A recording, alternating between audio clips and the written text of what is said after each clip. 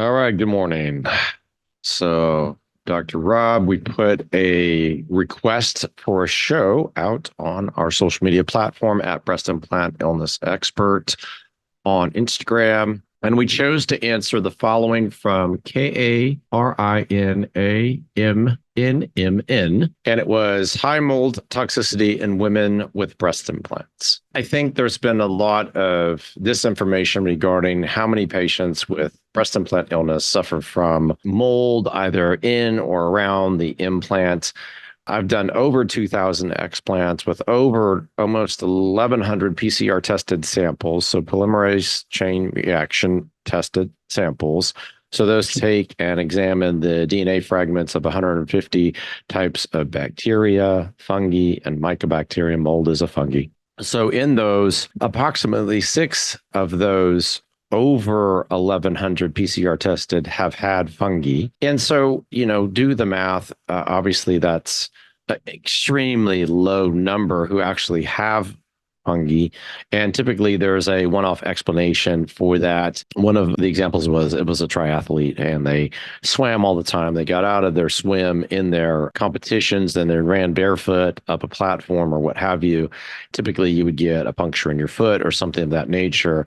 Everybody has to understand that water contains a lot of bacteria, fungi, viruses, and that's how that happened in that person. The other example was somebody who did Spartan races. So there were just different examples of that in my experience. So back to the nature of this question, I think it's more important is I see a lot of patients with breast implants who have mold exposures, and mold exposures to me most commonly come from, the environment, whether it's in the air or the food. And there's lots of examples. Everybody's heard of black mold, that's aspergillus. But in things like food and wine, ochratoxin is commonly placed in wine all over the world. In the European Union, there's very specific guidelines about how much ochratoxin can actually be in wine. In this country, there aren't. So I will let you take that information and decide what you want to do in terms of drinking wine in the United States. I would be cautious. You can explore things like dry farm wines, organic type wines, and those would be, probably in a more sensitive person, like I'm describing, better options. The coffee that we drink, you have to be careful about because just the production of coffee is inherently just riddled with opportunity to get exposure and development of mold. So you want to be careful and look for mold-free coffee. I'll give a shout out to Dave Asprey, who started this with bulletproof coffee, and then ultimately with his new brand, Danger Coffee. There's other options, Keon Coffee, but you can look at the number of mold-free coffees. And then you obviously want to be very careful with your food, different grains, and think of cereals and things. They can have mold as well. So, it's a culmination of factors that lead to this in many of my patients. And then, of course, I live in Austin, as everybody knows, and we've recently, over the past 3 to 4 years, have had increasingly bad weather in the winter with ice storms. And when you have ice in an environment where not only the grid, but the homes are really not suited or built to tolerate temperature changes like that, you'll have pipes breaking, you'll get water leaks. And I had this actually happen where I lived and I got exposed to mold this way.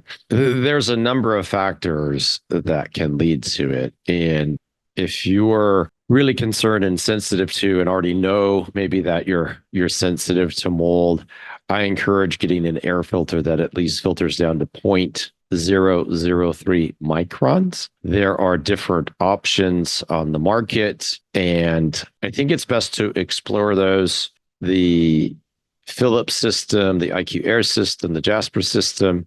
There are other systems, but you have to be careful that they can filter things down extremely well because the mold spores themselves are very small. They're much larger than bacteria.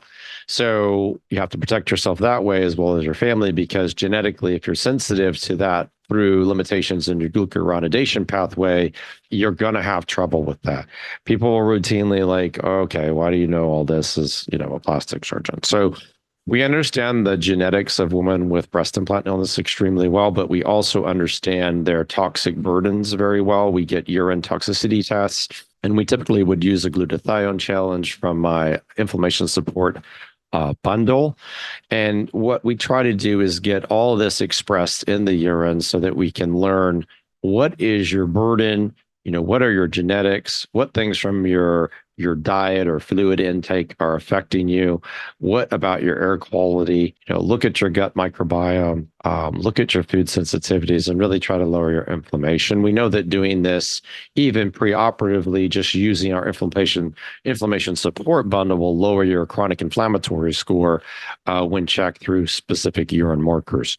So we feel strongly that controlling as much the quality of the fluid, food, and air intake into your body will position you better to lower your inflammation. And most of what that looks like is understanding you have only so much ability to detox. That's genetic. And then the more you get faced with it, that system becomes overloaded.